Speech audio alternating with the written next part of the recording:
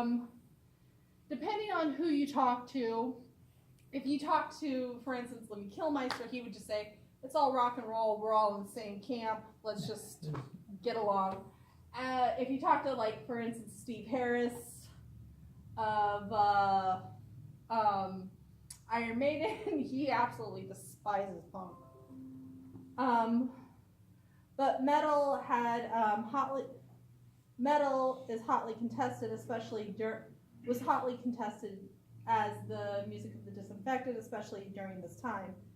You had guys, as I said, like Steve Harris, who absolutely despised punk, but then you also had guys like Brian Tatler of our next band, Diamond Head, who admits to actually liking it quite a lot, but decided that, you know what, if they can get out there and play and just play and get that kind of reaction with only 50% of knowing what the hell they're doing, I can do a hell of a lot better with knowing what I'm doing 100%. So, with that said, Diamond Head. You'll hear a lot of Webby guitars in this. Webby? Yeah, Webby. Like, the guitar solos are just all over the place. And it's just like this incredible, intricate web of notes. Okay. And you will definitely, if you pay close attention to the guitar, you will hear the tritone.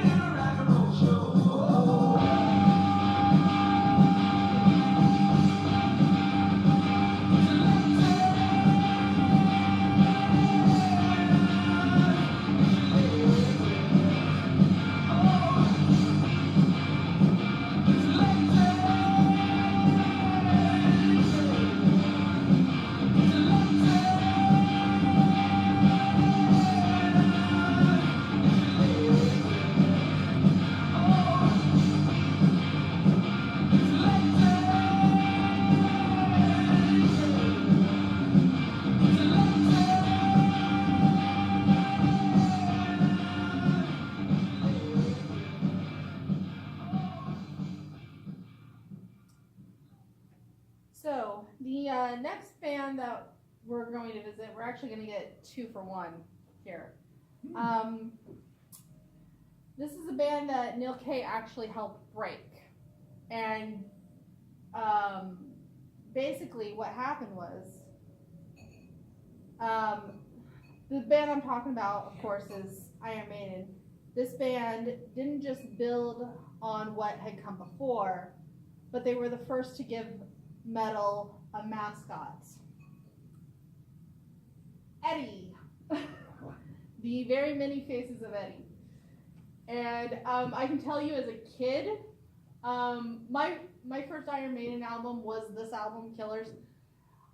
I remember getting actually the cassette tape and looking at Eddie and thinking it was the coolest thing in the world.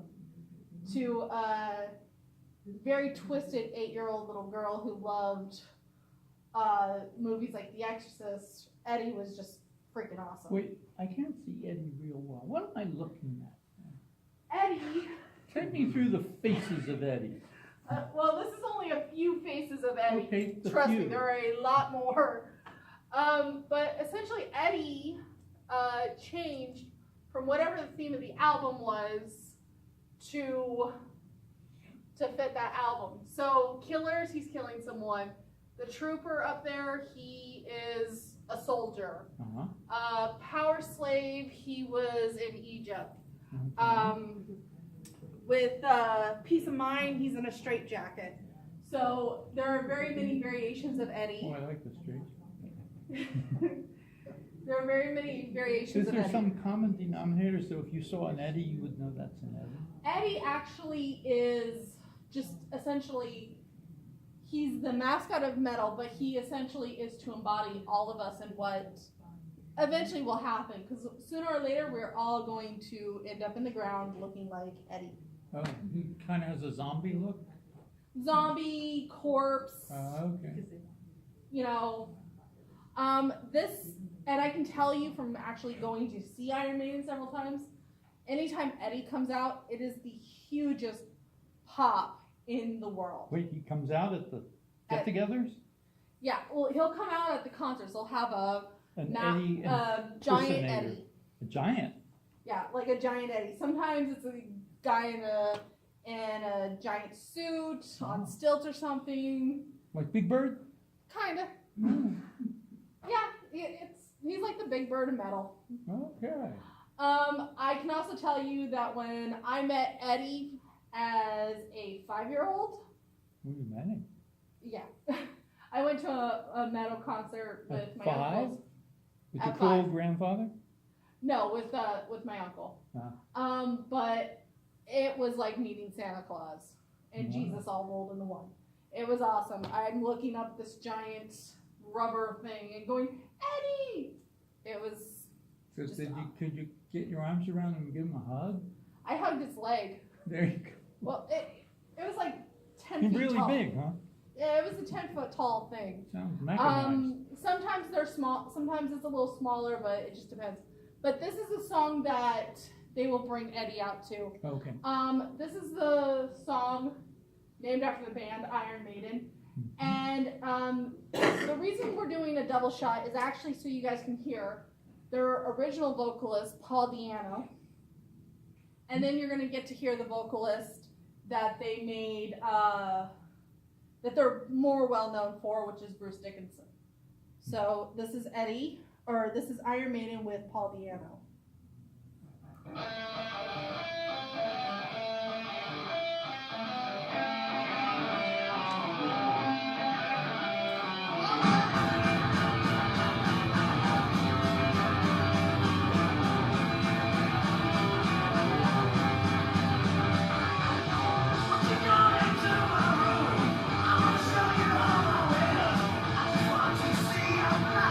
I just want to stand and stare. See the begin to grow.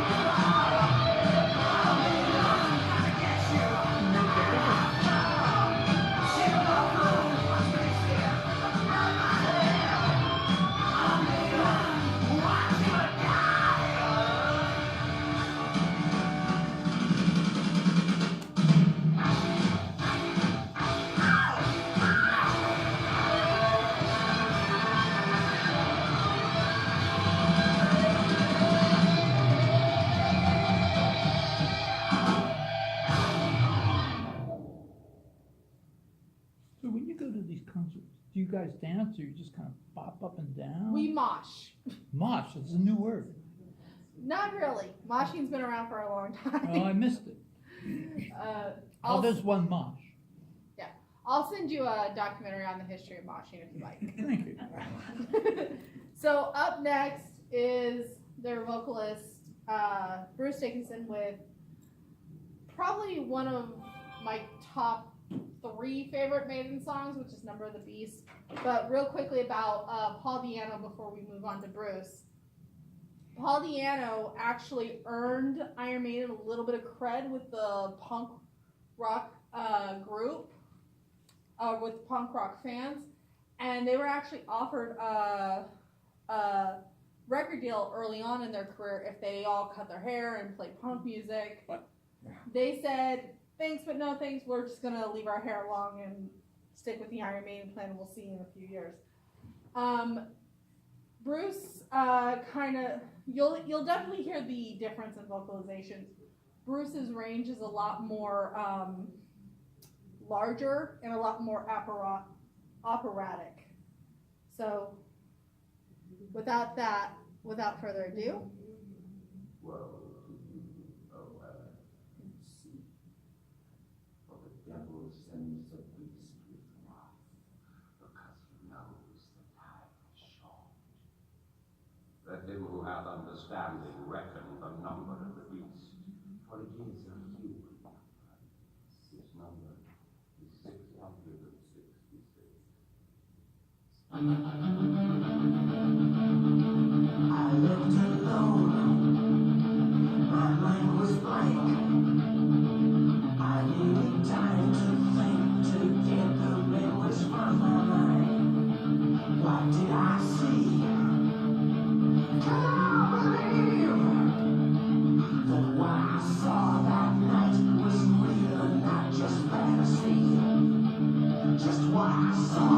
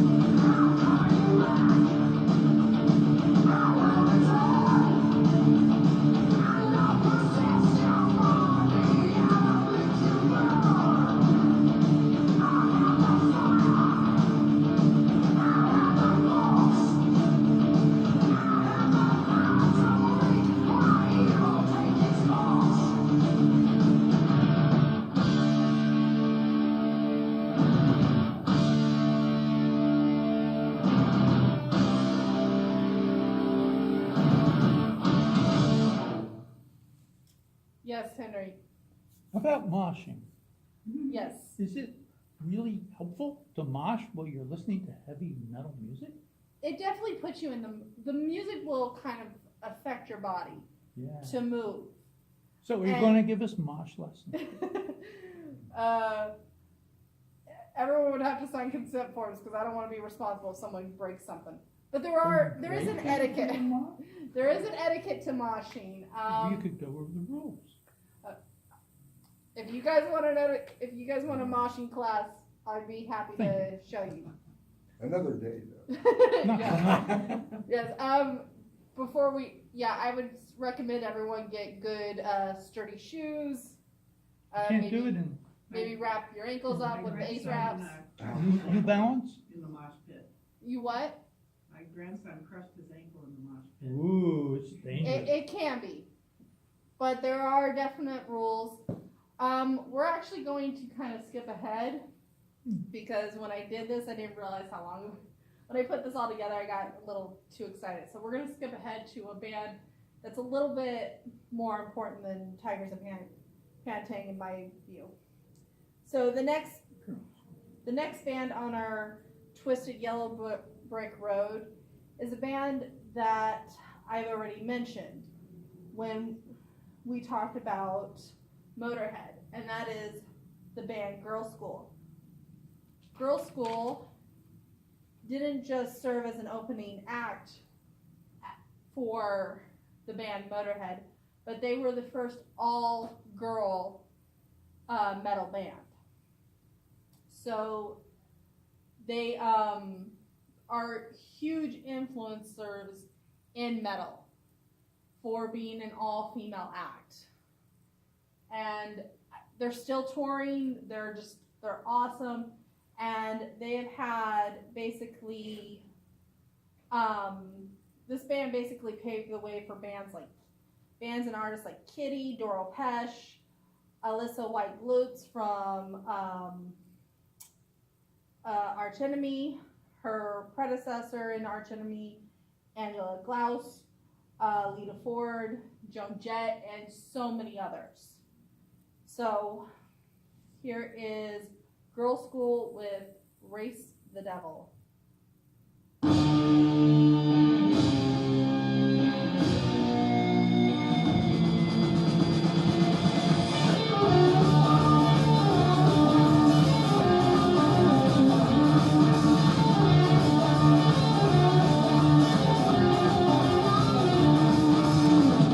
Run,